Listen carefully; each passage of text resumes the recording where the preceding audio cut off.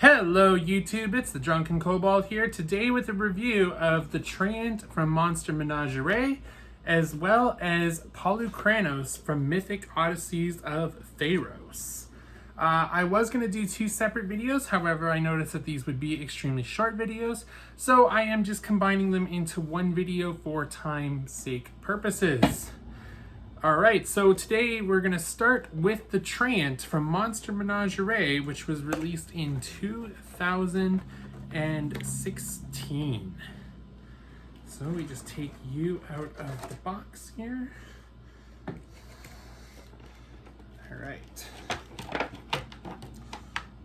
Alright, so he does have a detachable piece.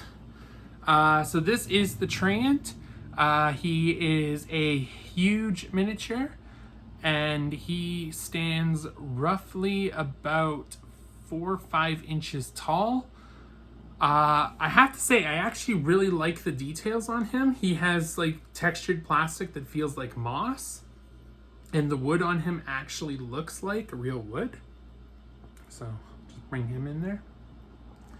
Around his legs, you can see that he has mushrooms growing.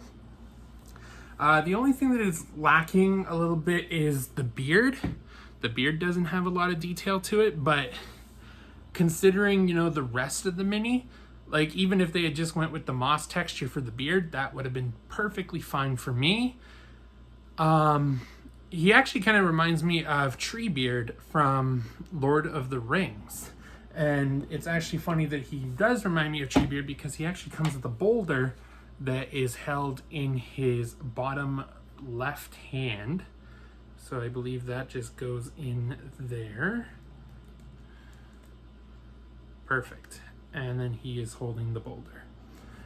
For comparison, I brought out a Treant from Giants of Legend.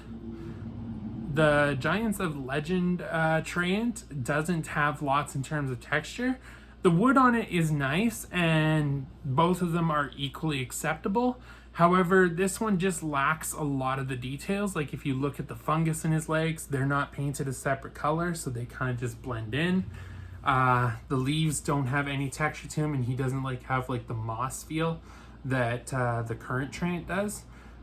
He also is a little bit shorter, but they do have the same size base, which is good, which means that you can actually field two Treants that look very different but would have the same stats, especially if you are doing a Lord of the Rings replication scene with the Last March of the Ents.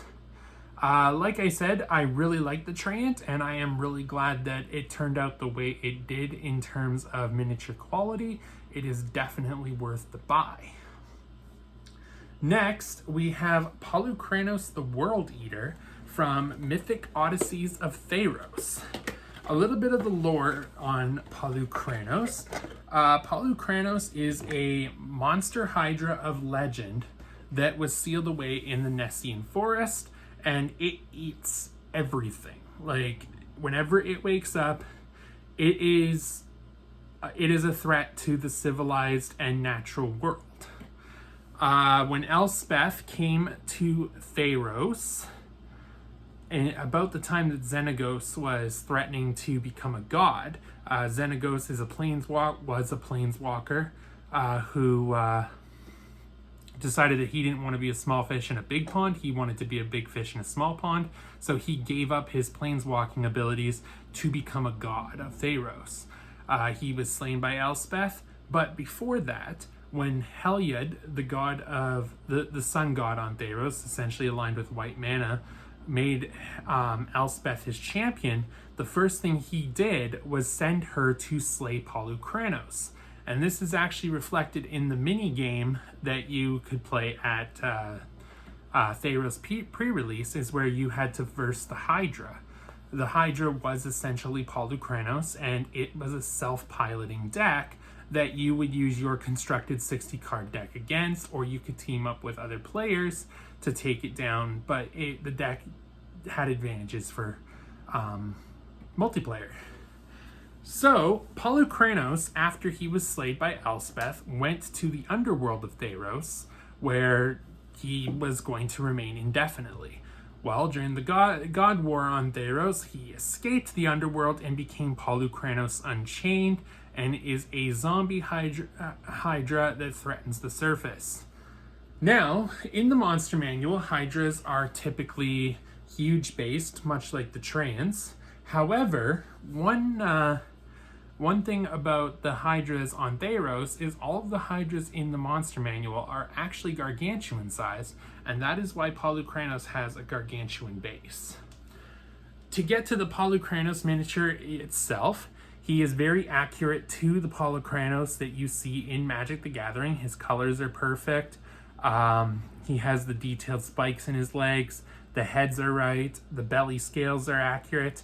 And if you actually look at this miniature, it actually looks like it has, like they actually put individual, I'd say 1 to 2 millimeter scales on here to just add like texture and feel to it. I don't know if the camera's going to pick those up. Probably not. But it actually looks like and feels like holding, you know, like reptile leather. And yeah, no, it's actually a really fantastic mini.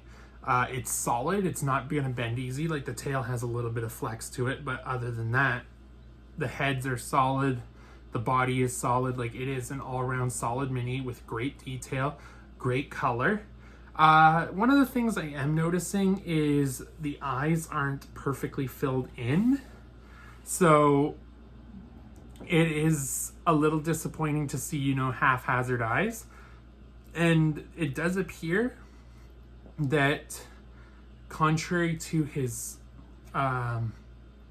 lore accurate art, that he was intended to have teeth, but I guess they realized that that was a mistake and just painted them the same color as the skin and made it look like scale texture around the mouth.